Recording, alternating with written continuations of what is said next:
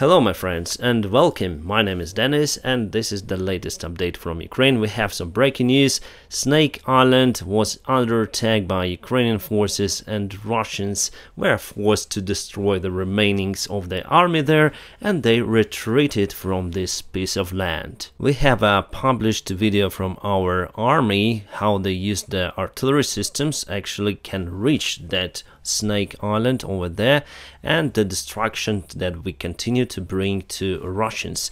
So obviously there is no shelter on that island, it's a tiny piece of land and they decided to withdraw their forces from the Snake Island. That retreatment of the Russian forces is already been confirmed by Russian officials and they said it was the goodwill gesture because they want to give the route for the ships to supply the other countries with Ukrainian food. But basically here, my friends, we see the same good gesture than they did already in April, leaving Kiev, Chernihiv and Sumy area because they were just thrown away from that places. This picture of the Snake Island came this morning. You can see everything is burning there, smoky island. It means probably what I think that Russia retreated from the territory because they lost almost all of their military equipment and vehicles and they burned the rest that they have there and just evacuated from that island. Obviously losing this island for Russia is the huge tactical loss because after they lost Moskva flagship that was equipped with S-300 anti-aircraft rockets, now they put the anti-aircraft systems on that island but were devastated and now their Black Sea Marine fleet is under the threat of being attacked from the air and now they don't have any kind of ships equipped with sophisticated anti-aircraft systems.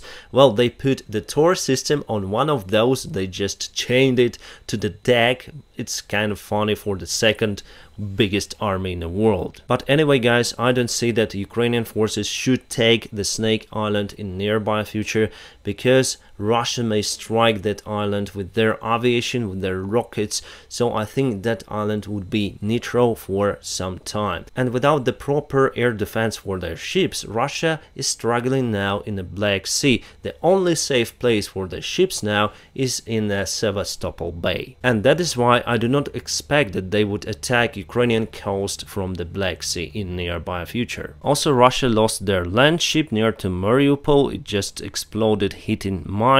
The Project 1176 Shark of the Black Sea Marine Fleet was devastated today. So far we don't have the information about the casualties and whether was there someone on board or not, but it's one more lost for Russians and they lost actually the same ship near to the Snake Island then they tried to get their troops to the island itself. Okay, some information that Belarus probably would announce the hidden mobilization for their army. They actually announced the open one but just for limited number of the men and now they're following Russian steps and probably would increase the salary for the military guys who would like to join the army. Obviously it's not a good sign for us, my friends, but we're gonna fight Belarusians as well as Russians and the bad thing for Belarus, they don't have the fighting experience, so we expect that they will not fight as hard as Russians do. So far we don't know whether the final decision by the self-proclaimed Belarusian leader Lukashenko was made to join the war in Ukraine, but we need to be prepared for that with all our means and obviously we have enough forces, we have enough weapons to withstand the attack. However, obviously they may get some of the ground in the northern part of Ukraine and also from the western side, and having enough weapons we're gonna counterattack all across the front lines, my friends. So it's the threat but not catastrophic one. Russian military base in Kursk somehow got on fire. It is reported that several airplanes and helicopters got damaged or destroyed. Why it happened, no one knows. Russia reported that they shot down Ukrainian drone, but they always report that stuff. UK entrepreneur Richard Branson went to Kiev to meet Zelensky. Awesome guy actually, even though I don't like some of his ideas, but in general I like Richard. He's a great guy and he's helping Ukraine as well, and he also helps to aviation community because he takes a great part in the aviation community. He's a really nice guy. Also, he visited Gostomel airport. And for us, it's very important to bring as much help as possible to Ukraine and as much of attention as possible as well. Because what I see, my friends, that people already got tired about the current events in my country, and attention dropped quite significantly, my friends. But the topic is very important, not only for Ukraine but for the world, so we need to concentrate on this for probably very long time. We have some messages from our MPs that they already launched the project for Mriya Antonov 225 rebuild. Well, actually we have everything that we need to rebuild this airplane. However, my friends, if you ask me my personal opinion, I think that we should rebuild the airplane, but only after we gonna win this war. And firstly, we need to rebuild our cities, towns and villages, and after that the airplane. This airplane is the symbol of Ukraine. It is a fantastic one, but if we speak about efficiency, that plane is not very efficient with those 6 engines. Obviously, it's better to put 4 engines from, let's say, Boeing 777, but for that one you need to redesign the airplane, redesign the wings. That would be efficient airplane, but you'll need to spend much more than just rebuild the airplane like it is, and that requires lots of money. So should we spend the money right now for a symbolic airplane? No, my friends, we need money to get weapons to Ukrainian army. We need money to feed our refugees here in Ukraine who lost their houses and homes in occupied areas. So it's a very hard time. It's not really time to collect funds for Mriya airplane. There was a thunderstorm in Kiev area yesterday, and lightning actually was able to destroy the Irpin bridge in Dimir. How it happened? Well, basically this bridge was rebuilt after Russia left Kiev area, and it was mined, because every bridge in Kiev area is now mined, but because of the bad weather, probably it was lightning strike directly to the explosion and everything exploded there. We lost that bridge on the north part of Kiev, and it's kind of bad, and it's reported that some of the people even lost their lives. So not good, my friends. And probably yesterday you was able to hear the loud bangs in one of my videos. Well, my friends, that wasn't a thunder. I'm not far away from the special drills that Ukrainian forces conduct. I'm totally safe here, but obviously it's not very comfortable. I cannot tell you my exact location, but it is what it is, my friends. Here we have Richard Branson in Gostomel airport. I was at the same place just recently. The airplane obviously was devastated. The nose part was cut, and probably gonna use some part of the wing, some of the engines, the empennage of the airplane, the tail part, to build one more plane, my friends. I was not allowed to film here. Maybe I'm not a Richard Branson, but anyways, my friends, I'll make a big video about Gostomel airport and how our forces were able to get rid of Russian occupiers from Gostomel. Alright, we have some of the footages released by Ukrainian President Zelensky. Actually, the rocket Ha-22 that was used to attack Kremenchuk Mall.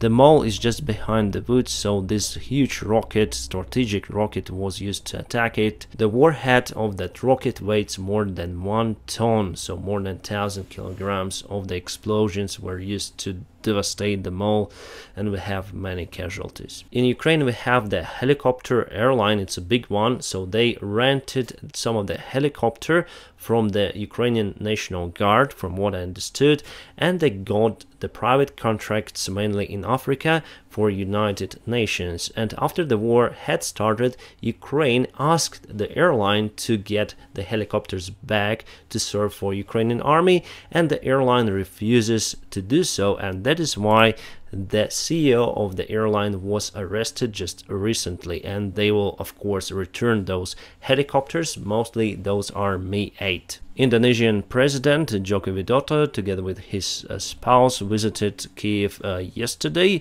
I have good memories about Indonesia, my friends. I like that country. I spent 2 of the years flying for Garuda Indonesia Airlines as a captain on ATR 72. awesome country, and I like Bali especially, and basically there are lots of wonderful places, and that country I like it a lot. Remember, just recently it was a G7 meeting and Zelensky also participated it, but online, because he can't leave his own people here in Ukraine just for the meeting. He can join it online. And Putin also made this similar meeting with his own friends, and look at that table. Oh my god. I think they may pour some water inside and make a pool party or something. Just look at this distance from the leaders. Hey, how are you doing? And here, total different picture, isn't it? So dictatorship and free countries. It doesn't mean that all of those countries have dictators, no, but Turkmenistan and Russia obviously have. Great news coming from Norway. They will give us 3 of those M270 rocket artillery systems. 3 obviously is not enough, but little by little, if every country will give us something, my friends, that would be awesome. As you probably know, we have the NATO summit ongoing, and we have the information that in 5 days, on 5th of July, the official agreement will be signed to take Sweden and Finland to join NATO. And I'm very happy that Turkey finally cancelled their veto on those countries to join NATO. Awesome. Alright, and now a few of the words about the military map, my friends. Let's go to Kharkiv. Everything is standstill, no changes for today. And here, if we speak about the Lysychansk, unfortunately Russian forces pushed towards Lysychansk, and now they are in the city already. They took this part of it. At least we have the information that there are some of the fighting ongoing in that place. If we go to the timeline, let me zoom out. So it was yesterday and it is today, so they are here somewhere near to the city. And today actually Ukrainian armed forces left the other part of the Severodonetsk shore and were evacuated towards Lysychansk to reinforce their friends on the defense lines. And obviously Russian army will have lots of losses in their attempt to get this city under their control. So we have a risk of this place to be encircled by Russians, especially if they will try again to cross near to Bilahorivka over here, try to cross the Seversky Donets river. But I think it will take them many more days actually to encircle this area. Finally, my prediction that Ukrainian forces will leave Lysychansk after all, and we're gonna make it through this road probably near to Bilahorivka, or maybe here to Siversk and here to Bakhmut. And also we got some of the information that Russia pushes again to Bakhmut. They want to take this city under their control and cut off the supply roads that are leading to Lysychansk. And for now we have the strategy to give them severe losses. That is why we continue to fight, but if the situation becomes very bad, we go back to prepared defense lines and so on. So giving them land, but they got lots of losses. And obviously with new types of artillery systems we can hit their supply lines, command centers for more than 70 kilometers to the front line. And let's check where was the hardest fighting. It was here, my friends, near to Verkhnokamenka. And actually there is a big oil storage, and we got the information that it was under attack by Russians. Here we go, this is the oil storage and it was under attack, the big factory, and partially it is under Russian control, as you can obviously see.